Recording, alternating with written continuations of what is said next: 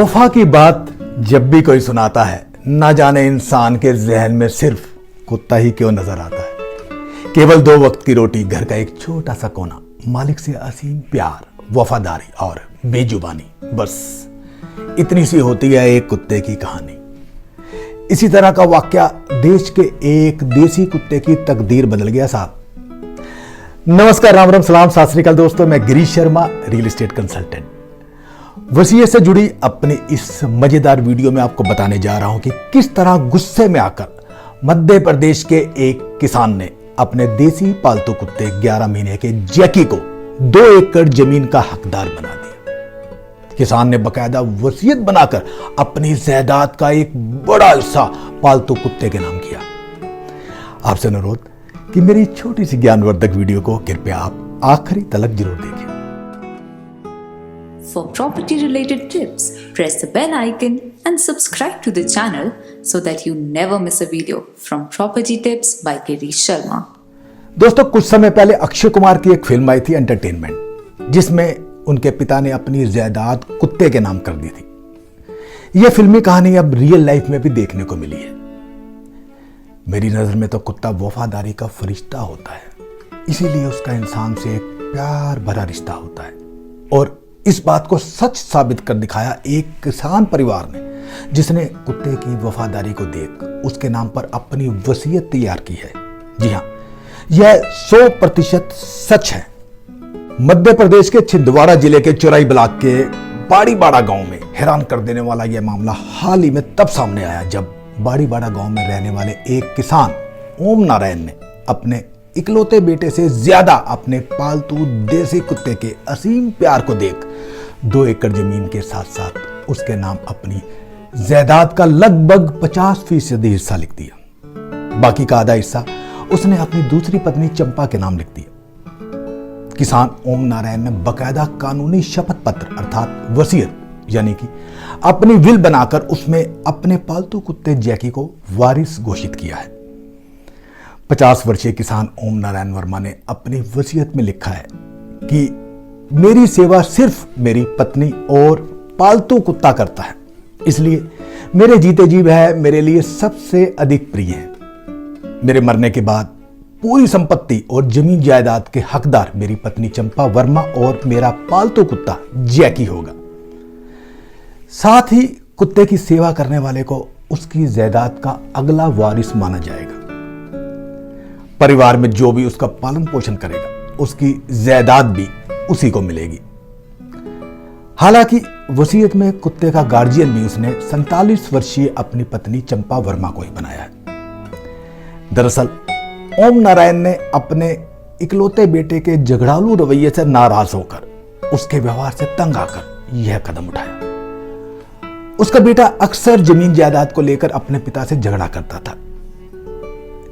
इस किसान के पास लगभग 18 एकड़ जमीन और एक मकान है। आसपास के गांव के सभी लोग किसान के इस फैसले से, इस रवैये से बहुत हैरान हैं। उन सब के लिए यह तो एक नई बात है। दरअसल ओम नारायण ने 2 शादियां की हैं। पहली पत्नी का नाम धनवंती वर्मा है, जिनसे 3 बेटियां और 1 बेटा है, जबकि दूसरी पत्नी का नाम चंपा वर्मा है, जिससे उसकी 2 बेटियां हैं। पहली पत्नी पिछले 8 साल से अपने बच्चों के साथ अलग रहती है। यह नालायक बेटा ओम नारायण और धनवंती का ही है, जिसका हिस्सा काटकर किसान ओम नारायण ने अपने पालतू कुत्ते जैकी के नाम कर दिया। हालांकि गांव के सरपंच जमुना प्रसाद ने किसान ओम नारायण वर्मा को समझाया है कि इस तरह गुस्से में लिए ये फैसले ठीक नहीं हुआ करते, जिस पर किसान ने उनकी बात पर विचार करने का आश्वासन भी दिया है। हालांकि हमारे देश में यह कोई पहला मामला नहीं है। इससे पहले भी सन 2015 में रायबरेली के शक्तिनगर मोहल्ले में रहने वाले निसंतान दंपत्ति अपनी करोड़ों की चल और अचल संपत्ति ट्रस्ट के जरिए अपने पालतू बंदर चुनून के नाम कर चुके हैं। हालांकि कुछ समय पश्चात उस बंदर की मृत्यु हो गई थी, जिसके बाद उस दंपत्ति ने अपने घर पर ही उस बंदर के नाम में एक मंदिर बनवाया, जिसमें बकायदा प्राण प्रतिष्ठा भी करवाई गई। दरअसल विदेशों में यह कोई नई बात नहीं है साहब। लोग अपने पालतू पशु पक्षियों जिनसे कि वह बहुत प्यार करते हैं, उसी सेंटिमेंट्स के कारण वह अपने जीवन भर की सारी कमाई, सारी जायदाद उनके नाम कर जाते हैं। कुछ ऐसा ही हुआ सन 2019 में। दुनिया के सबसे बड़े और रईस 85 वर्ष के फेमस फैशन डिजाइनर कार्ल लेजरफेल्ड की मौत के बाद उसकी प्यारी सी पालतू बिल्ली शुपेत के साथ, उस प्यारी सी बिल्ली को भी कार्ल लेजरफेल्ड की जायदाद का बड़ा हिस्सा मिला। मालूम है कितना? लगभग $200 मिलियन के करीब। इस तरह कार्ल लेजरफेल्ड की यह पालतू बिल्ली दुनिया की सबसे रईस अरबपति बिल्लियों में शुमार होगी साहब। वैसे भी यह कोई आम बिल्ली नहीं है। अपने आप में यह बिल्ली एक फैशन आइकन है। इंस्टाग्राम पर इस सुंदर सी बिल्ली का अपना एक अलग पेज है जिसके अब तक हजारों लाखों फॉलोअर्स हैं। इस बिल्ली शुपेत पर एक किताब भी लिखी जा चुकी है जिसका नाम है Choupette the private life of a high profile fashion cat. इस प्यारी सी बिल्ली के पास लगातार ब्यूटी प्रोडक्ट्स के विज्ञापन में काम करने का प्रस्ताव भी आता रहता है। इसके साथ साथ यह बिल्ली एक फ्रेंच कार मॉडल की एम्बेसडर भी है। अपने जीवन काल में लेजरफेल्ड ने अपनी इस पालतू बिल्ली की सेवा के लिए दो नौकरानियां और एक बॉडीगार्ड भी रखा हुआ था। कार्ल लेजरफेल्ड अपनी बिल्ली शुपेत के साथ इस कदर प्यार करते थे कि अपने कई इंटरव्यूज में उन्होंने कहा था कि जानवरों का इंसानों के साथ शादी करने का अगर कोई प्रावधान होता तो वह शायद उसके साथ शादी भी कर लेते। अब सबसे बड़ा सवाल यहां यह आता है कि विरासत में मिले करोड़ों रुपए का पालतू कुत्ते या बिल्ली आखिर करते क्या है? जानवरों के नाम हुई इस तरह की प्रॉपर्टी का भला होता क्या है? क्योंकि ऐसे कई पालतू पशु और पक्षी जिनके मालिकों ने अपनी वसीयत अर्थात विल में उन्हें भी हिस्सेदार बनाया है। दुनिया में ऐसे कई सारे रईसजादे हैं जो कि अपनी मौत के बाद अपने कुत्ते बिल्लियों या अपने दूसरे जानवरों को लावारिस नहीं छोड़ना चाहते। यही वजह है कि अपनी विल तैयार करते वक्त वह उनके नाम का भी काफी हिस्सा छोड़ जाते ताकि उनकी जिंदगी उसी तरह उसी ऐशो आराम से चल सके जैसे कि पहले चलती आई है। लेकिन जानवर तो पढ़ लिख नहीं सकता, वह तो खुद कोई खरीदारी भी नहीं कर सकता, तो फिर उन करोड़ों रुपए का आखिर वह करता क्या है? इस बारे में कानून क्या कहता है? तकनीकी रूप से यहां कहें कि कानूनी रूप से एक जानवर के नाम कोई भी प्रॉपर्टी नहीं की जा सकती क्योंकि कानून की नजर में जानवर खुद ही एक प्रॉपर्टी है। यानी कि कानून के अनुसार एक प्रॉपर्टी दूसरी प्रॉपर्टी को नहीं सौंपी जा सकती। तो फिर ऐसे में पशु प्रेमी रईस जो होते हैं उनके लिए एक नया कानूनी रास्ता खोजा गया साहब। वो क्या है? वो यह है कि उनके नाम पर प्रॉपर्टी तो की जाए लेकिन इस तरह से की जाए जिससे कि उनका पालन पोषण भी उसी शान से चले जैसा कि चलता आया है। उसके लिए पेट ट्रस्ट बनाया जाता है साहब। इस ट्रस्ट के नाम पर ही सारी जायदाद की जाती है ताकि वो जानवरों की जरूरत को इसी तरह से ध्यान रखे जैसे कि उसके मालिक के जिंदा रहते वो रखते थे। अब बात आती है कि उस ट्रस्ट की और क्या क्या जिम्मेदारियां होती हैं। तो इसके लिए मैं आपको बता दूं कि इस काम में ट्रस्ट की बहुत बड़ी जिम्मेदारी बन जाती है। इसमें ट्रस्ट का इंतजाम ऐसे होता है कि ट्रस्टी की जानकारी में ही बेनिफिशियरी यानी कि कुत्ते बिल्ली या उस किसी भी दूसरे जानवर को उसकी जरूरत का सारा सामान निरंतर मिलता रहे। ट्रस्टी के पास ही सारा फंड होता है जो कि वह जानवर के वर्तमान केयरटेकर को देता है।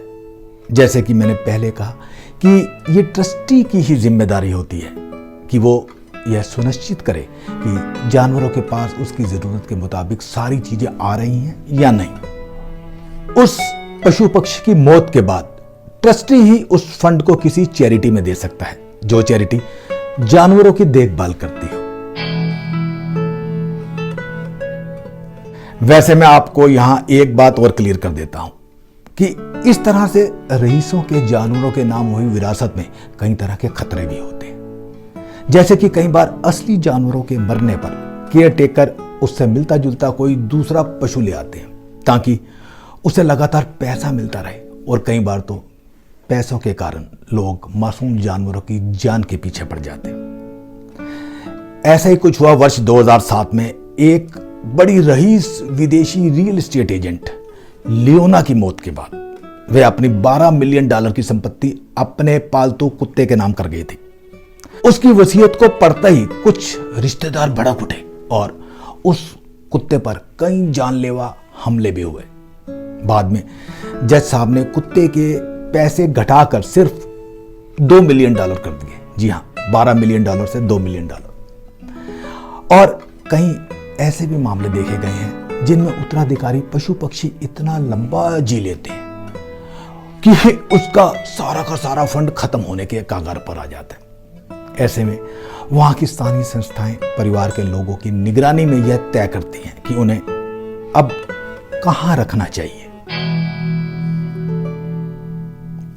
तो दोस्तों, मैं समझता हूं कि इस वीडियो में मेरे जो व्यूअर्स पेट लवर्स हैं उनके ज्ञान में कुछ तो इजाफा हुआ ही होगा। मेरे स्वर्गवासी पिताजी कभी कभार जब मूड में होते थे ना तो हमें एक धार्मिक किस्सा सुनाया करते थे।